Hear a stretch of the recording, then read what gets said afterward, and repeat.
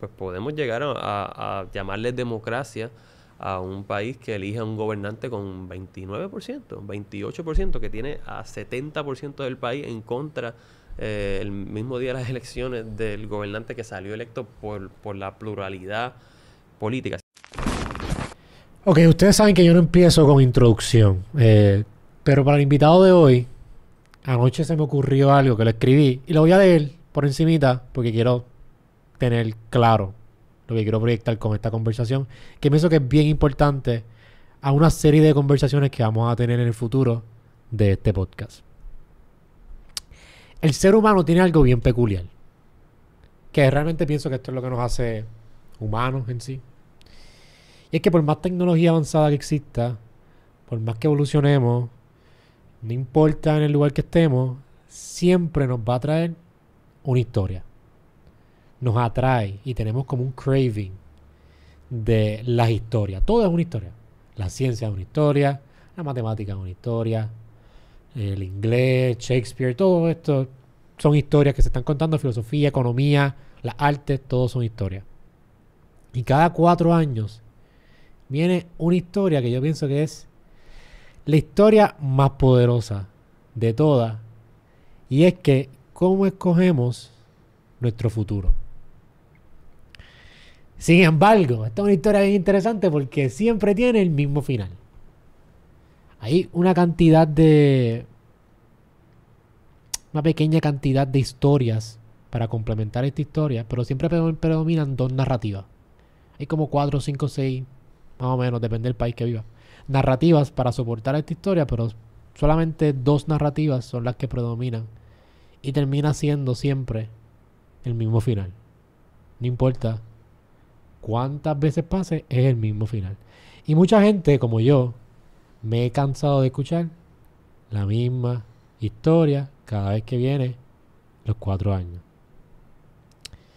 Hoy estamos con el representante José Bernardo, candidato al Senado por distrito de Bayamón, del movimiento Victoria Ciudadana. José, ¿hay realmente esperanza para que esta historia cambie? Bueno, yo creo que sí. Y yo creo que estoy de acuerdo totalmente en que la política está repleta de historias. Yo diría que hay una competencia de historias en la política reciente entre el cinismo, ¿verdad? Y por decirlo de una manera quizá clichosa, pero que yo creo que los clichés a veces son importantes, o encierran unas verdades detrás de ellos, de esperanza, ¿no?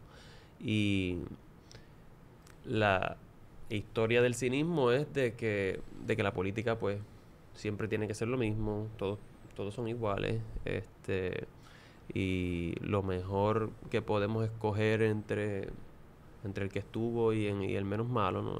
Ese ping pong que hemos estado jugando por mucho tiempo, o pensar que en la medida en que nos implicamos, en la medida en que participamos, podemos aportar a otra historia, ¿verdad? A cambiar esa historia. Y en el caso nuestro, en las elecciones pasadas, pues mucha gente decía que era imposible, ¿verdad? Que solamente se podía aspirar quizás a un tercer partido marginal entre populares y PNP, y quizás uno que de vez en cuando tiene unos cuantos votos y escaños, que había sido el PIPA hasta ese momento, pero que entrara en una nueva fuerza política, que eligiera 2 en Cámara, 2 en Senado, como hizo Victoria Ciudadana, que eligiera 25, 26 legisladores municipales. Eso era impensable. Y eso se hizo, ¿verdad? Porque hubo gente que dijo, caramba, quizá esta historia podemos reescribirla si participamos, ¿verdad? No estoy diciendo que nuestro récord sea perfecto. No estoy diciendo que Victoria Ciudadana sea, ¿verdad?, el partido perfecto o ideal, pero dentro del escenario político que tenemos, es la apuesta de cambio que hemos estado haciendo y estamos buscando perfeccionar. Y en ese sentido, pues creo que sí. Pero lo que me parece interesante de esta historia, porque sí es curioso cómo siempre hay anomalías dentro de la historia, como el movimiento Victoria Ciudadana. Pero esta historia va both ways, como que la gente que escucha la historia toma la misma decisión. So, personas como yo que no hemos cansado de escuchar la historia, no es tanto... O sea, tiene que ver también con la historia de los políticos que vienen a presentarnos sus ideales, pero también de la gente que sigue tomando la misma historia y sigue dañándonos a nosotros, los que realmente vamos a estar aquí para bregar con este país. Esperanzas de que realmente esta historia vaya a cambiar en algún momento cercano. Conociendo cómo han sido los patrones de las últimas elecciones en los pasados 50 años, ¿qué movimiento Victoria Ciudadana ve, o por lo menos en tu caso tu candidatura, que quiero entrar a eso del distrito de Bayamón, que me parece interesante, que hay muchos candidatos en el distrito de Bayamón, quiero saber por qué, me envía algo allí, yo siempre digo que Guayamón es el mejor lugar para invertir en propiedades, porque es un lugar que está creciendo, siempre se lo digo a mis panas, pero quiero saber que dentro, o sea, ¿qué de esperanza hay en ustedes de que realmente este cambio va a pasar en este próximo cuatrenio o en algún futuro cercano? Porque yo de afuera, que yo realmente lo que he votado son 3 veces, yo honestamente he considerado irme ya de este país porque no veo, por lo menos en un futuro cercano, que esto vaya a cambiar. Por lo menos las elecciones en sí. Y sé que es un poquito irresponsable de mi parte porque como yo piensan mucho y si pasa eso, pues definitivamente no va a cambiar. Pero es un poquito frustrante ver cómo en 4 años una decisión que tomaste puede afectarte por 4 años y me siguen afectando sucesivamente.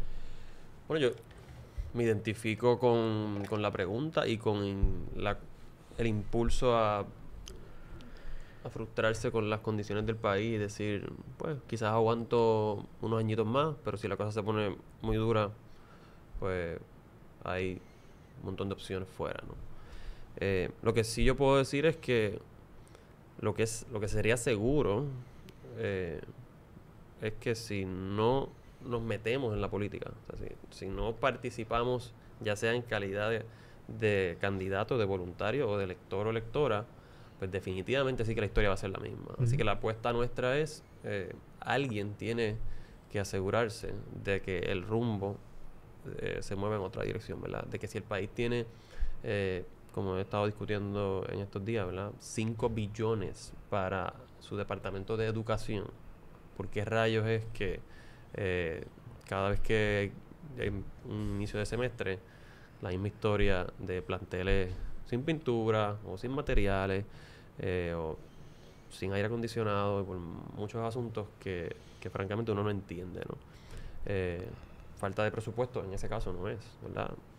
Habrá falta de liderazgo, ¿y qué falta de realmente es? visión, Porque mala administración, contratos a tutiplén, que sabemos que a cada rato que estalla un bochinche, pues hay algún tipo de inversionista político cobrando un favor. Esas cosas pasan continuamente. O sea, nosotros hemos tenido que una decena de alcaldes arrestados en este cuatrenio. O sea, el nivel de corrupción en el país es absurdo. por eso digo, ¿hay algún tipo de arreglo? O sea, Puerto Rico se puede salvar realmente. Bueno, yo creo que está difícil, está bien difícil, pero está imposible si la reacción es como que, pues, esto no tiene salvación, ¿entiendes? Y la única salvación es montarse en un avión y hacer su propia revolución o, ¿verdad?, transformación personal, individual, que es una decisión que algunos podrán tomar, otros no.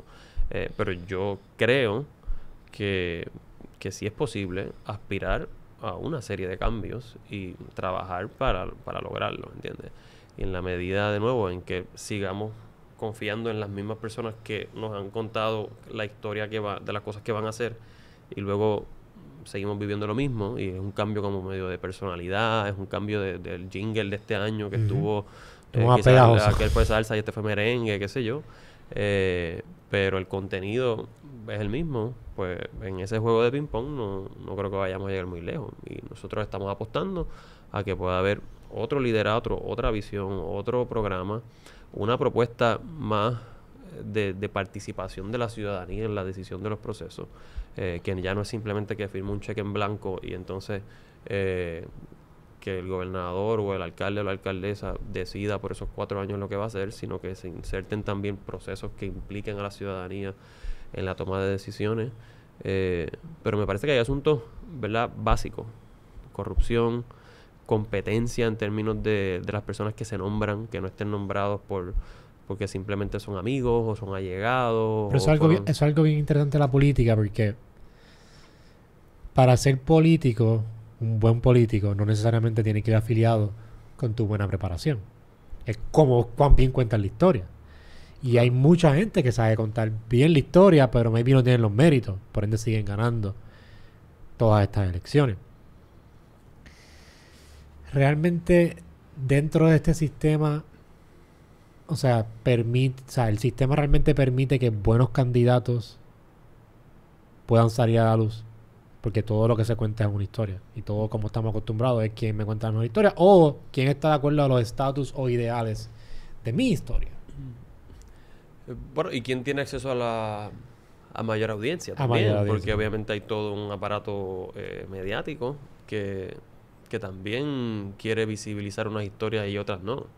O otras, la versión que quiere comunicar o proyectar de Victoria Ciudadana es una. Como vemos a cada rato, ¿verdad? Son socialistas o son todos independentistas y está como toda esa carga que se le quiere dar cuando nosotros en nuestra visión programática, en el reclutamiento que hacemos de personas y de líderes, queremos proyectar y componer una diversidad y plantear un proyecto político distinto, pero estamos compitiendo con cuál es la historia que nosotros queremos contarle a la gente de lo que queremos hacer y de lo que somos y qué es lo que le quieren decir que implicaría votar por Victoria Ciudadana. Así que ciertamente hay un reto en términos de lo que es la maquinaria político-electoral en Puerto Rico contra la cual estamos compitiendo, incluyendo los billetes largos que tienen para hacer su campaña y para comunicar sus ideas de cómo esta vez sí representan un cambio, aunque en todos los cuatrenios anteriores no. Lo otro que iba a decir es que hay por lo menos 2 niveles aquí de liderazgo político gubernamental. Uno es el que es electo. Y en el que es electo, yo creo que debe haber diversidad de trasfondos y lo mismo puede ser una persona súper profesional que no serlo y estar comprometido con tu comunidad, con tu municipio, con tu distrito y hacer un gran trabajo. No creo que necesariamente sea un asunto en el que haya que tener un resumen sumamente competitivo para ocupar el escaño. Yo creo que debes de tener buenas ideas y compromiso con tu gente. El hecho de que tengas trasfondo profesional pues añade y te da credibilidad. So, realmente alguien que no tenga una preparación académica puede correr. Yo no veo impedimento con eso. Yo no creo que deberíamos, como a veces he tenido jóvenes preguntarme ¿verdad? en actividades y en foros, si se debería exigir algún grado académico para ser candidato, ¿verdad? Yo creo que ese es el segundo nivel que iba a plantear. Otra cosa es la gente que se nombra a puestos ejecutivos, como por ejemplo, quién va a ser el secretario o la secretaria de Educación, quién va a ser el de Seguridad Pública, quién va a ser el del PRITS, ¿verdad? Information and Technology Services, etcétera. Ahí, ciertamente, pues tienes que tener unas competencias y es donde creo que en demasiadas ocasiones se nombran personas que van a ser pues leales a una estructura y que van a conformar también toda una estructura en ese aparato agencial o gubernamental que va a responder al partido de turno, y eso es un problema. Y ahí es que yo creo que definitivamente conformar un gobierno a la altura de el talento que hay en Puerto Rico en todos los temas, en el tema energético, en el tema cultural, en el tema educativo. Hay muchísimo talento que se crea aquí, que sale de nuestras universidades o que estudiaron en universidades afuera, pero son de aquí, quieren aportar, que pudieran estar dirigiendo un gobierno de primer orden, porque tenemos personas de primer orden en todos los sectores, en todas las industrias, ¿verdad? Económica, cultural, deportiva, etcétera, y en el gobierno es como que, ¿qué pasa? Que ahí como que no logramos tener nuestros mejores talentos en las posiciones de liderazgo. Y yo creo que ahí sí, pues me parece que el reclamo legítimo Y el compromiso legítimo de gente que quiera hacer las cosas distintas debe ser poner a personas por sus competencias y por la capacidad de transformar esas agencias y los servicios que se ofrecen. Pero a nivel democrático, pues yo creo que los espacios electos deben de estar abiertos para las personas a quien el pueblo le dio su apoyo. Y lo digo porque he visto personas muy capaces y muy profesionales y ser unos politiqueros y unos bacalaos en la función. Tengo Y unos también, desvainados por ahí también que piensan. y bueno, y creo que lo otro también puede ser cierto, ¿no? Personas que quizás no tuvieron las mayores oportunidades a nivel académico, pero que su compromiso con sus comunidades y con verdaderamente representarles bien de manera ética y el juicio que ejercen al momento de tomar una decisión de política pública, pues es serio y el electorado lo respalda. Yo, o sea, no quiero poner como lo académico es lo más importante, porque yo me dropeé a la universidad y no pienso que eso me hace menos preparado intelectualmente para cualquier cosa que vaya a aspirar, pero sí pienso que tampoco se puede dejar, o sea, debe haber un sentido de mérito. ¿Qué fue lo que tú hiciste? ¿Qué estás logrando? ¿Qué estás haciendo? ¿Qué lograste? Y eso pienso que debe tener un peso mayor que de cuán bien cuenta la historia. Pero sí, rápido. Si dice, pues yo fui un líder comunitario que en comparación con el que, qué sé yo, con el que montó un negocio y es un empresario súper exitoso y se piensa que por ser ese empresario súper exitoso va a poder traer esas grandes ideas al mundo económico, al mundo político, quiero decir. Una persona que, qué sé yo, que tuvo hasta cuarto año, etcétera, pero en su comunidad ha podido empoderarla y desarrollar una cantidad de iniciativas y quiere llevar eso. Pues ahí es que pienso que la democracia no debe ser de unas élites Sí. económicas o profesionales, ¿verdad? Debe ser un espacio para que la ciudadanía elija a quienes mejor entiende que les representan. Que en el proceso democrático hay todo un aparato, como decía, económico, mediático, que determina quiénes logran ascender a esos puestos, pues eso es un debate. Y en ocasiones, pues lamentablemente, diría yo, tenemos personas que algo están haciendo bien en esa maquinaria, pero no necesariamente es el trabajo, ¿verdad?, de servicio público.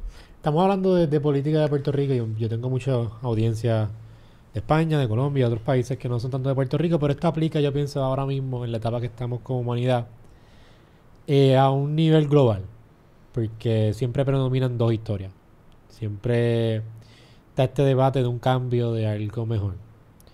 Y en el caso de nosotros en Puerto Rico siempre viene el tema del estatus. Yo siento que eso es algo que todavía hasta el día de hoy prevalece, esa narrativa más allá de cualquier candidato. Tú puedes ser una mierda de candidato y estar de acuerdo con una narrativa que la colectiva esté y tienen más chance que irte por la otra vertiente. En el caso de nosotros, estadidad o independencia o colonia, que es el entremedio de los dos. O libre asociación.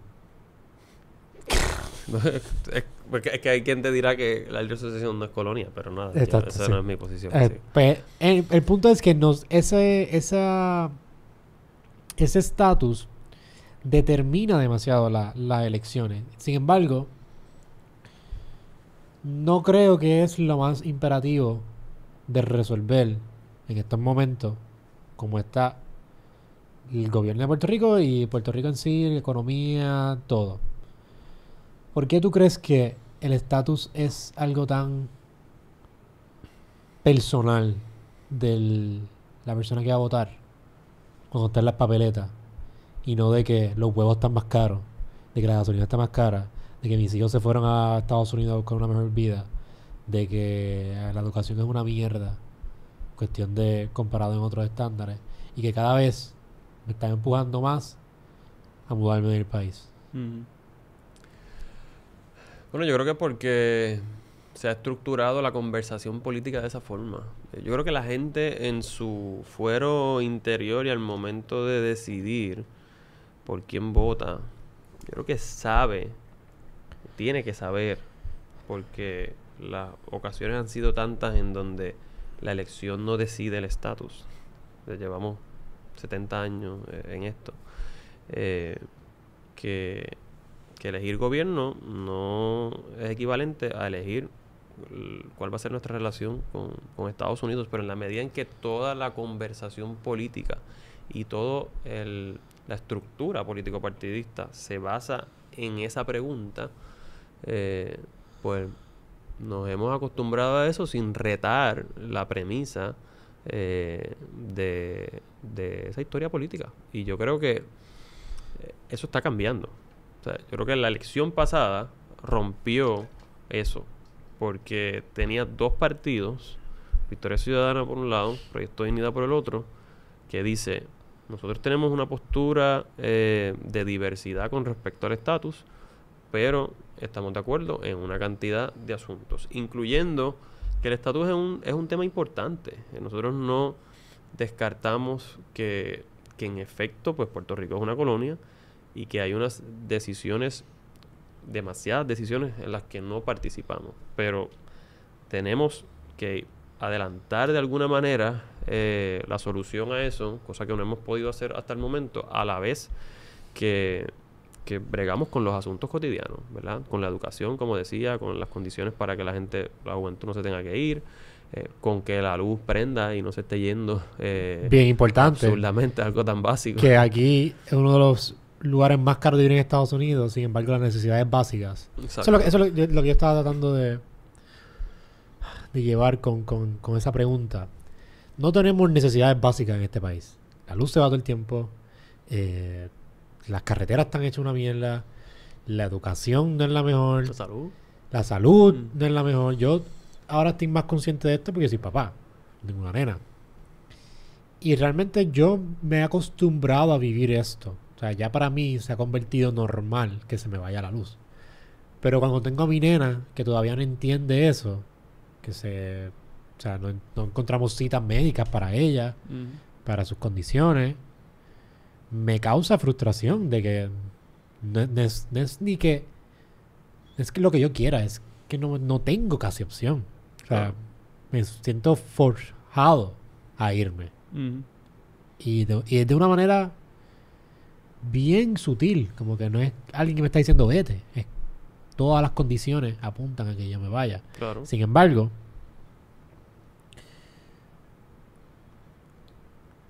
cada vez que viene el cuatrenio, vengo con la esperanza de que esto va a mejorar. Yo mismo, como que pues, maybe un candidato diferente gane y esto eventualmente mejore. Pero no lo veo. O sea, ya me cansé yo mismo de contarme esa historia cada cuatrenio que viene. Y me gustaría saber en su posición como candidatos, porque yo lo veo desde una perspectiva votando. No es lo mismo estar dentro de la política, dentro de la Cámara, dentro del Senado, dentro del gobierno, sabiendo los recovejos que hay dentro de eso. Claro. Nada, de nuevo, yo pienso que las elecciones pasadas demostraron que ese sistema que nos ha traído a donde estamos no es invencible. Y se vio que entraron varias fuerzas políticas. Primero, en el cuatrienio anterior había entrado 2016 figuras independientes, ¿verdad? Como Vargas Vidot. De momento entraron ahora 2 partidos. Entonces ahí nos vamos dando cuenta de que si la gente se organiza, si la gente traduce esa frustración y esa molestia en participación por otras alternativas, pues quizás podemos cambiar algunas cosas, no todas, pero podemos cambiar algunas. Si nos decimos esto se odió, y aquí no hay quien cambie esto, pues ahí es que digo que de seguro, pues es un callejón sin salida en el que estamos. Pero me parece a mí que en las elecciones pasadas, y atándolo con el tema del estatus, pues entraron fuerzas políticas que están diciendo, si nos concentramos en unos asuntos en los que estamos de acuerdo sobre el tema del estatus, podemos reconocernos el derecho a diferir, a esa diversidad, y tratar en su momento con el Congreso, que es quien a la larga va a decir qué es lo que está dispuesto a dar, pues solucionar ese tema histórico del país.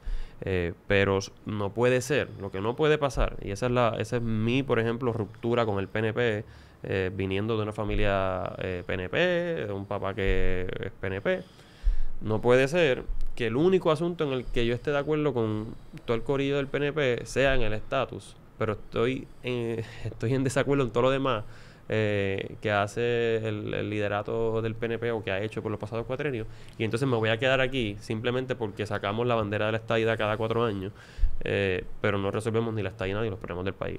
Esa fue lo que generó en mí una ruptura con ese partido. Es decir, yo quiero apostar a un proyecto político distinto. Que en tu caso es interesante porque tu papá es alcalde, PNP, Sí, sí. y tú también participas en la política de otro partido completamente diferente, un partido independiente. Nuevo, sí, emergente, nuevo, sí, le dicen. emergente. Sí. ¿Cómo fue ese momento cuando tú le mencionaste a tu papá, voy a correr para un puesto político, pero no va a ser dentro de tu partido? Bueno, al principio pensaba que yo estaba bromeando, y que era como que así, ¿no? Tú estás ahora empezando tu carrera como abogado y como que sigue ahí, después vas a tener más adelante tiempo para meterte a la política, eso yo, no, es en serio. No va a ser PNP. No, exacto, es en serio. Pero nada, la realidad es que mi papá siempre ha sido una persona bien open mind y en casa siempre teníamos debates sobre distintos temas, incluso el tema como que de caramba, tú sabes, esos compañeros tuyos en el PNP como que tan complicados y está difícil a veces visualizar, a seguir apoyando a una cantidad de figuras ahí, algunos de los cuales ahora son compañeros míos de escaño en la legislatura.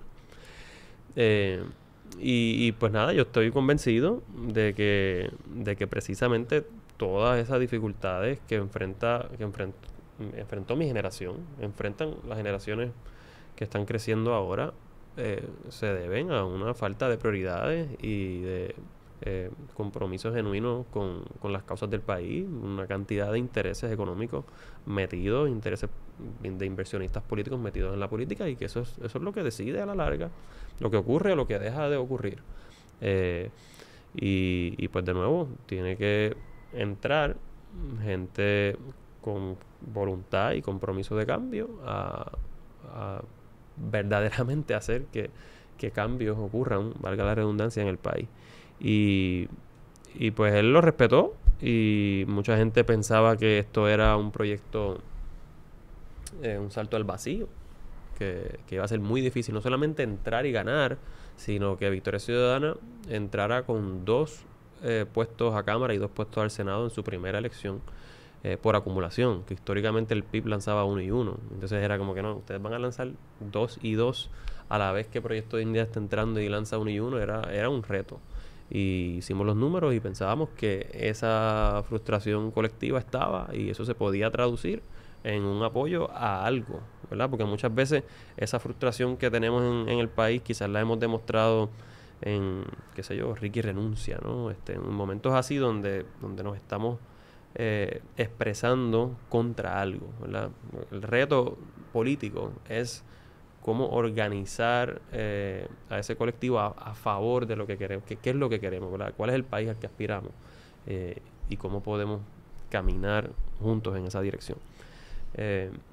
Y pues creo que se abrió un camino en el 2020 sobre el cual distintas fuerzas políticas estamos tratando de construir, ¿verdad? Yo tengo muchísimas diferencias con Proyecto Dignidad en una cantidad de temas, ¿verdad?, de derechos y de posiciones que tienen sobre un país en el que yo no creo, ¿no? Yo creo que un país que tiene que reconocer los derechos de las mujeres, los derechos de la comunidad LGBTQ, entre otras cosas, la separación entre iglesia y Estado. Pero reconozco que ellos también son una manifestación de un sector del país que es un sector bastante grande, que también está cansado de el liderato tradicional. Sí. Y el hecho de que las circunstancias sean maleables y permitan que nuevas fuerzas... Yo pensaba que era posible escocotarse ese día, el día de las elecciones, después de haber hecho campaña, después de haber así aspirado, cuando empezaron a bajar los resultados jurábamos que habíamos perdido, porque los números que llegaron eran primero de municipios que no teníamos buenos números. Después cuando llegó todo Puerto Rico Y quizás esos primeros minutos fueron de que, de verdad, el sistema no hay manera de combatirlo. Este, pero nos dimos cuenta que sí, nos dimos cuenta que hay unos espacios y que si las personas los ocupan y conectan con el electorado y luego en la ejecución de su trabajo legislativo o trabajo municipal, el que sea, dependiendo del escaño en el que ocupen, pues logran un grado de credibilidad, pues puedes ampliar esa fuerza. Usted, hablando de fuerza, algo que vi reciente dentro del movimiento Victoria Ciudadana es que están haciendo una alianza con el PIB. No sé los detalles de por qué no se pudo dar como esperaban las alianzas. Me imagino que una alianza estratégica para que no todos los votos se pierdan y se dividan en diferentes partidos cuando pueden estar recolectados dentro de uno. Pero realmente es posible una alianza con dos partidos completamente diferentes. Bueno, Está fundamentalmente diferentes. Uh-huh. Porque son partidos... No, el PIB ideológicamente, pues, es un partido independentista. De hecho, el PIB se ubica dentro de esa descripción que hacía previamente de un país que está organizado alrededor de la forma del estatus, ¿verdad? La división tradicional, PNP estadista, populares libre asociación y estos independentistas. Y eso yo creo que es un problema. Yo respeto su postura, pero creo que precisamente la posibilidad de colaborar con Victoria Ciudadana en esta alianza demuestra un cambio. Ellos asumen y mantienen su postura institucional a favor de la independencia, pero están reconociendo que en una serie de asuntos gubernamentales, económicos, ambientales, laborales, lucha contra la corrupción, entre otros, tienen suficientes coincidencias con nosotros como para permitirnos una colaboración de cara a un proceso electoral en el que si todas las fuerzas electorales se mantienen divididas, pues entonces sí que tenemos un problema democrático aquí, porque nosotros tuvimos un gobernador con 33%, y si nos seguimos manteniendo de esta forma y no corregimos el sistema constitucional y el sistema electoral para que hayan segundas vueltas y ese tipo de mecanismos que existen en otros sitios, pues podemos llegar a llamarle democracia a un país que elija un gobernante con 29%, 28%, que tiene a 70% del país en contra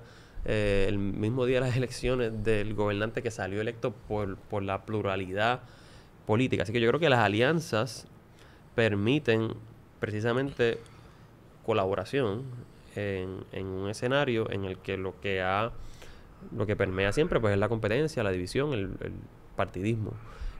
Pero obviamente esas alianzas no se fundamentan en un chichichijá de que vamos a todos remar hacia el mismo salto, porque ciertamente hay unas diferencias fundamentales entre partidos. Así que lo que estamos diciendo es, con el PIB tenemos suficientes convergencias en una serie de asuntos que hemos ido viendo en esta gestión legislativa del cuatrienio, como para establecer un programa mínimo de asuntos en los que vamos a asumir posiciones conjuntas y reconocer que en otros no los vamos a poder hacer. Con el PNP y el PPD hemos tenido demasiadas diferencias, no solamente históricas, sino también en el cuatrienio, de decisiones que se han tomado. Hablando del Popular, porque se me va a olvidar esto, ¿el PPD realmente existe ahora mismo? O sea, hay un candidato del PNP, hay un presidente del PNP, o sea, me imagino que hay un presidente... ¿Del PNP o del PPD? Del PPD, perdón, del PPD. ¿El PPD existe ahora mismo? ¿Los populares ahora mismo sí existen? ¿Tienen algún tipo de ideología? Que yo realmente la colonia no es... No, en ese tema está complicado. Creo que ellos básicamente están asumiendo que el ELA hay que defenderlo o mejorarlo, como siempre dicen. Pero bueno, sí, de que está allí en Puerto Tierra, el Partido Popular, tienen la mayor cantidad de votos en Cámara y Senado, aunque no suficientes votos para ser mayoría. En términos de proyecto político que le presenten al país, pues es una pregunta que le tienen que hacer a ellos. Yo creo que sí, que en la postura del estatus, a diferencia de Victoria Ciudadana, que aunque tenemos diversidad de posturas, sí decimos Puerto Rico es una colonia y se tiene que resolver el problema colonial, lo que estamos dispuestos a aceptar dentro de la pluralidad del partido es que en las posturas pues no coloniales, no territoriales, ¿verdad? La estadidad, libre asociación, independencia. Pero el estatus actual, pues entendemos que es insostenible, ¿verdad? Tener una junta de control fiscal sobre el gobierno electo, pues eso es una dictadura. Eso es, en cualquier liga de teoría política básica, si hay alguien decidiendo por encima de ti que no fue elegido, pues eso no es democracia. Así que, pues el PPD tiene un proyecto, un problema tremendo, debo decir, de cara al ciclo electoral actual, de explicarle qué es lo que le ofrecerían a Puerto Rico, y nosotros pues estamos preparados para desplazarlo como alternativa ante el país. Quiero tocar un tema importante para mí, porque yo pienso que este tema es un tema controversial, pero muestra todavía lo atrás que estamos en diferentes áreas cuando hablamos de este tema, específicamente en la educación y en temas de religión versus Estado, whatever. ¿Realmente el cannabis en Puerto Rico puede llegar a ser recreacional? Ahora mismo hay un problema con la industria del cannabis, donde se otorgaron un sinnúmero de licencias a dispensarios. Y el proceso ahora mismo es medicinal, donde tú tienes que tener una licencia para poder ser parte del consumo de cannabis en Puerto Rico. Pero ahora hay muchos dispensarios y pocas personas con licencia. ¿Por qué el gobierno no ha querido, o por qué no ha pasado medidas? Siempre llegan, se mueren al final cuando tratan de llegar. ¿Por qué no ha habido un avance en una industria tan lucrativa como es esta, del cannabis, y tan beneficiosa que es en muchas partes de la salud? ¿Por qué no ha dado pie con bola y realmente va a dar pie con bola aquí en este país? Mira, se intentaron algunas medidas modestas que para nada llegaban a recreacional. Era básicamente despenalizar al chamaco que cogieron y que lo están procesando simplemente por tener un poquito de marihuana en el carro. Y eso no tuvo los votos. Y no tuvo los votos porque pues se sigue viendo quizás ese tema desde un tabú moralista que pues levanta muchísimos temores. Yo no te diría tanto en las posturas filosóficas de los compañeros legisladores. Yo creo que es más el temor electoral, la factura que le va a pasar. Personas que quizás te dicen, yo en mi carácter personal no tengo problema, o que no tengo problema, tú sabes. Creo que ya eso en realidad casi que es recreacional por lo fácil que es. O sea, como que este tipo de comentarios lo puedes escuchar. Pero cuando llega el momento de votar en el hemiciclo, pues hay unas consideraciones más del impacto que eso va a tener en una audiencia y en un sector que pueda, ¿verdad?, weaponize, un poco utilizar eso en contra de su futuro político. Y ahí pues tengo que decir que hay unos grupos pues organizados de corte conservador que se han encargado que medidas así que puedan proyectar o avanzar a una sociedad que se considera que en ese tema sea un poco más liberal, pues han hecho su ejercicio de tenerlos. Yo en mi caso pues creo que eso se debe tratar, qué sé yo, como se trata el alcohol, que simplemente pues se educa sobre el uso que conviene o que no conviene, pero la decisión se le deja, ¿verdad?, a la persona que los cigarrillos, que son peores los cigarrillos. O los cigarrillos, claro. Creo que hay unas sustancias que tienen, no es una postura que asumo quizás con todas las drogas, pero hay unas que pueden ser mucho más peligrosas y se deben de mantener prohibidas. Pero esa en particular, pues creo que sí, que hay un potencial económico, que hay toda una serie de beneficios de salubristas. Así que no veo por qué no hemos dado ese paso. Pero en el futuro cercano no lo ves posible. Bueno, la gente tiene que salir a votar. Es que, ¿qué te puedo decir? ¿Sabes? Como que, precisamente,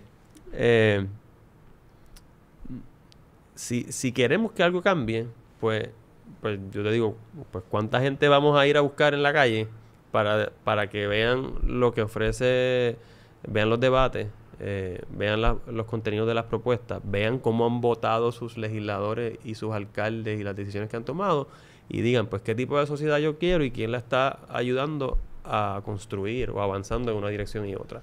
Pero definitivamente no va a pasar, Joshua, si la actitud de la juventud es,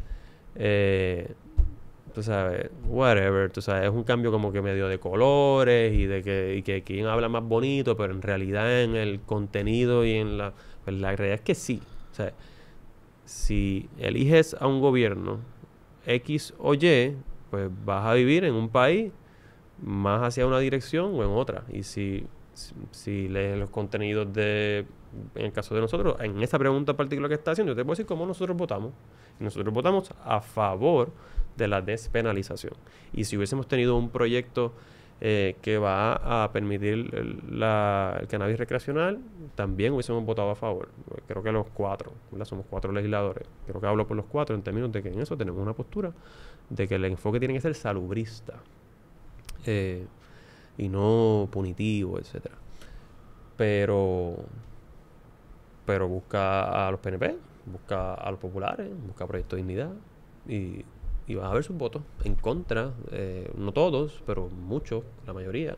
Y por eso ni siquiera la despenalización, de que no era la legalización, era simplemente que sus consecuencias no fueran carcelarias. Es que quizás te dieran una multa administrativa al chamaco que cogieron. Que eso, de nuevo, eso es un paso baby step. Y como quiera no tuvo los votos. Hay un nivel de conservadurismo en la legislatura actualmente que predomina. Pero tiene que ver mucho con lo que dijiste de este conservador y estas personas conservadoras se mantienen así porque saben que le puede afectar a sus votos, porque la mayoría de las personas en este país son conservadoras. Y me parece interesante que mucha gente de mi edad y de mi generación también son conservadores, como las personas mayores. Realmente es posible si escogemos candidatos buenos, pero siempre y cuando esté esa necesidad de que necesito tener más votos el año que viene, pues realmente no se va a arreglar, porque todo el mundo no está pensando en la mejor decisión.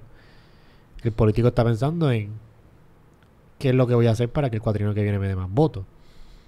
Bueno, por eso digo, yo creo que depende de la persona a la que elija y el liderato por eso en esa pregunta en particular yo te puedo decir que nosotros no votamos pensando en cómo iba a leerlo un grupo en particular desde una perspectiva quizás más conservadora. Que yo creo que uno se tiene que hacer esa pregunta. Uno se tiene que preguntar qué va a pensar el electorado porque tú respondes a un electorado. Así que ese ejercicio es legítimo. Pero a la misma vez es legítimo tú decir, ok, en este tema yo simplemente quiero complacer a una gente para asegurarme que esto no me cuesta políticamente, o yo quiero utilizar el liderato que tengo y la oportunidad que se me dio para cumplir con unos compromisos programáticos, para tomar las decisiones que considero que son más correctas en términos de la sociedad en la que quiero vivir, los derechos que creo que se deben respetar, la economía que quiero que se desarrolle. Y pues en mi caso he tratado de en eso ser vertical y honesto intelectualmente con las posiciones que asumo. Pero sí creo que es legítimo preguntarse cómo el electorado va a reaccionar a algo. Lo que me parece extraño es el que dice, yo creo en esto, pero no lo voy a hacer porque me va a costar políticamente. En ese caso, si tú crees eso, pues te tienes que hacer 2 preguntas. Primero, ¿qué dice tu programa de gobierno sobre ese asunto? Porque eso fue lo que tú le dijiste al electorado que ibas a hacer. Y eso, si Proyecto de Dignidad dijo que estaba en contra de todo eso, pues yo no puedo criticar a Proyecto de Dignidad por la forma en que votó. Yo puedo decir que en ese tema, pues tenemos una diferencia, y tengo una diferencia con su liderato y con sus electores en el asunto ese en particular que haya producido X o Y voto. Pero también, en qué temas yo voy a querer usar mi función y mi liderazgo para tratar de cambiar esa visión, para poder explicarle al electorado, pero ¿cuál es el miedo con esto? ¿verdad? Porque es que si es una preocupación quizá cristiana, ¿verdad? Yo vengo de un trasfondo cristiano familiar, personal, estudié en un colegio, discípulos de Cristo, etcétera. Si esa es la preocupación, ¿verdad? Que uno puede debatir aquí o no si en realidad tal cosa se considera un mandato dentro de X denominación. La realidad es que dentro de un país que permite la libertad religiosa, tú vas a poder seguir predicando y educando a los tuyos de la manera en la que tú entiendas. Así que si tú no quieres que tus feligreses hagan determinada conducta, tú vas a poder seguir desincentivando eso o incentivando el tipo de conducta que quieren lograr en tu comunidad. Pero otra cosa es lo que el Estado prohíbe o lo que el Estado obliga a hacer en una sociedad que se supone, en una democracia, que respete pues la diversidad de preferencias y de estilos de vida. Y eso es algo que yo trato también de, en algunos casos, decir, una cosa es mi preferencia personal, cristiana, etcétera, y otra cosa es lo que yo creo que es mi función como legislador, que legislo y tomo decisiones para una sociedad que no todo el mundo tiene mis mismas creencias. Sí, pero eso me gustaría que idealmente pensaran los representantes que escogemos eso. Pero sé que es algo bien difícil de llegar a esa conclusión de que mis sentimientos no deben ir por encima, o mis creencias no deben ir por encima de lo que es el bien colectivo. Es una filosofía que es bien difícil de llegar, siendo de nuestra naturaleza de humanos, que estamos tan atados a nuestros sentimientos. Tengo una pregunta. ¿Qué tú crees que es más importante para un candidato que determine su victoria dentro de una posición política? ¿El estatus de Puerto Rico o su posición entre sus creencias religiosas o si no cree religiosamente? Porque en el caso de Alexandra Lúgaro, una de las cosas que yo pienso que afectó su candidatura fue su postulación de decir que ella era atea. Eso restó una gran cantidad, eso fue como la narrativa. Van a votar por esta atea, esto se va a convertir en... Y no sé si a la gente le importa más tu creencia personal de lo espiritual o de lo que sea versus si eres competente de resolver este país o el estatus del país. ¿Cuál tú crees que pesa más? Bueno, es que cuando estaba empezando a hacer la pregunta pensaba que era yo, José Bernardo, o que tú crees que la ciudadanía consideraría más importante. Exacto. Okay. No, no tú. Sí. Bueno, yo creo que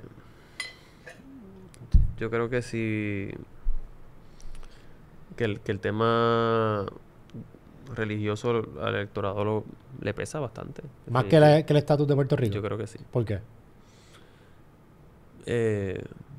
Pues porque creo que culturalmente se asocian toda una serie de valores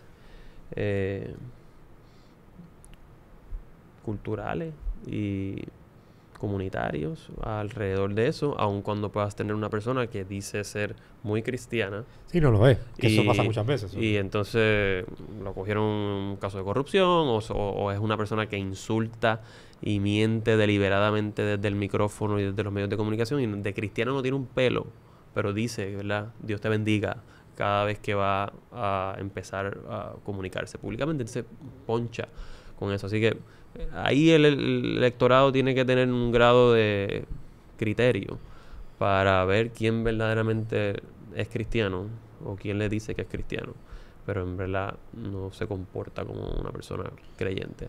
Pero en términos macro, la experiencia, ¿verdad?, mediática y electoral del caso de Alexandra, yo creo que demuestra que sí, que eso le pasó factura. Ella fue honesta con su posición y pues mucha gente resintió eso. Yo quiero aspirar quizás a una sociedad en donde las diferencias de visiones que uno pueda tener de mundo y a nivel religioso, si eres agnóstico, si eres ateo, pues no impidan las aportaciones que tú puedas hacer desde el gobierno, desde tu comunidad.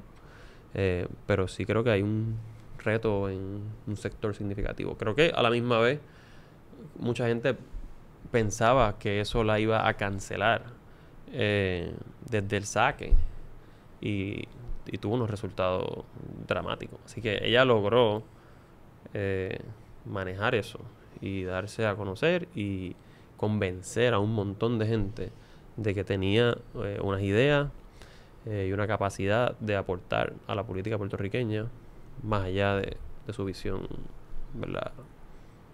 O su no visión de fe.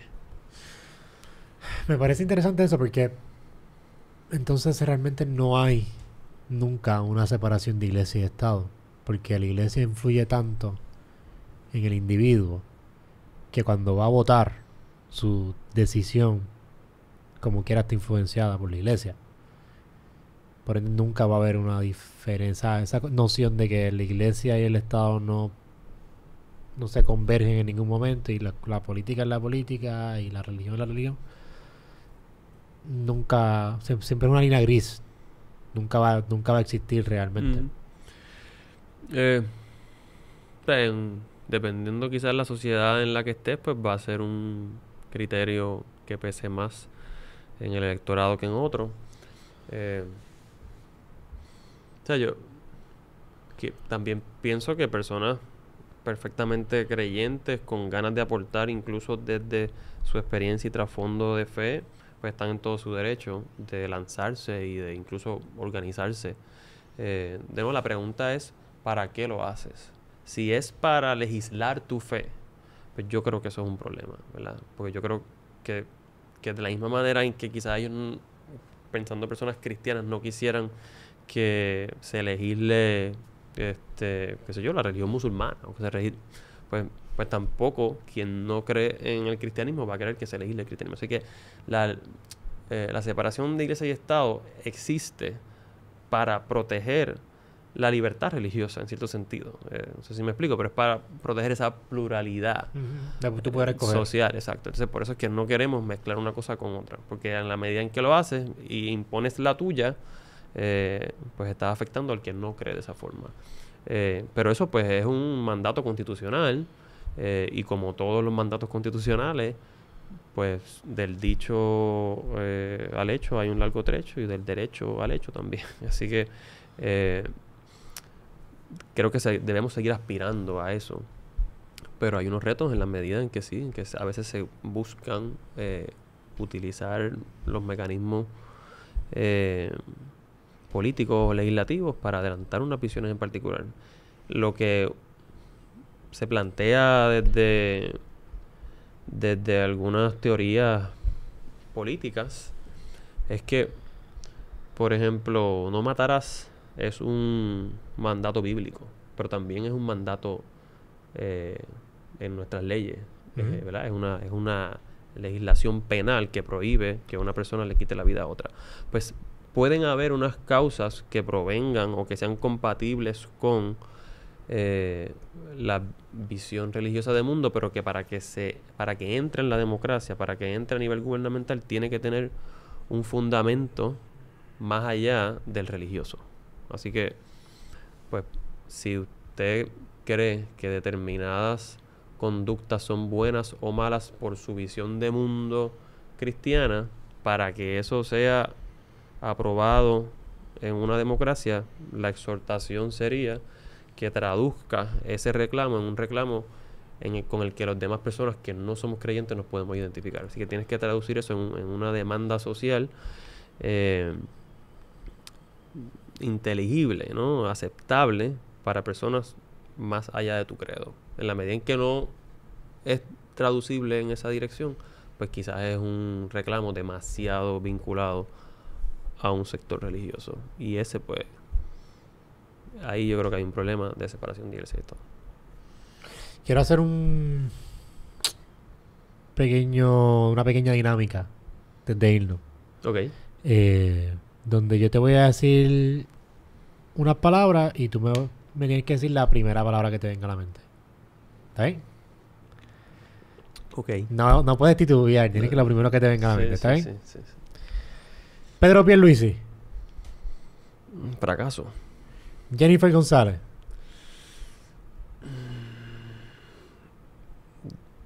Desconfianza. Tomás Rivera Chats.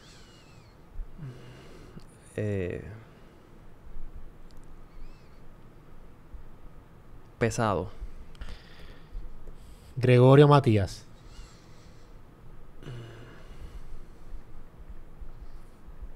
Reprochable. Georgie Navarro.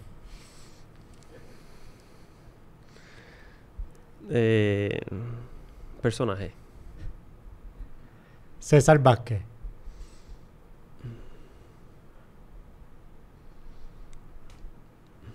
Contrincante.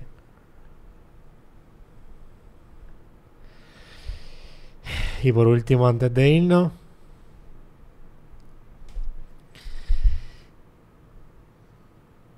Ricardo Rosselló.